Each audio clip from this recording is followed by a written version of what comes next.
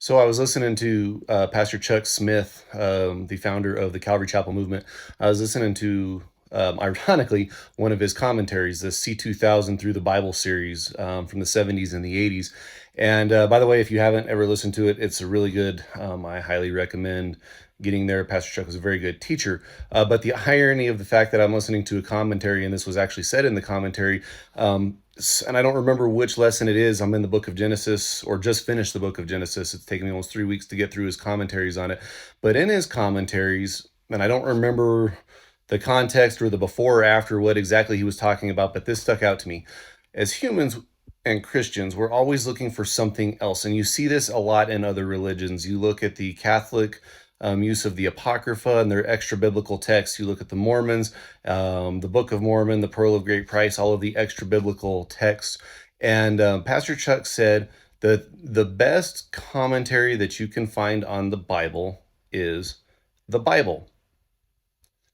It's not commentaries written by man. Now, I'm not saying don't listen to commentaries on man, because obviously I'm listening to a commentary because they can explain things to you in ways that you maybe didn't know. Pastor Chuck is really good about giving definitions of things, particularly when it comes to definitions of words. We see them in English, but he'll go back to the Hebrew or Greek roots of the word and what the word actually means. And that's important to put it into context, because we see things like fear the Lord not using it in its original intended purpose. We just say, oh, well, it says to be afraid of the Lord, but that's not what it means. It actually means reverence for the Lord. But anyway, it's important to I think it's good to listen to the commentaries, because it puts things into perspective and you get to hear things that otherwise you maybe wouldn't have known unless you study really deep.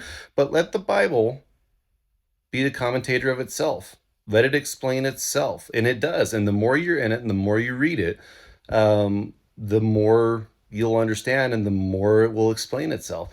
And I didn't really think about it, but it's true. Like, the more I have gotten into studying, the deeper I've gotten into it, the more I do it, the more it explains itself and the more it makes sense. Again, not saying don't listen to commentaries, don't read books, but we need to focus more on the Bible and what it says and less on what people say.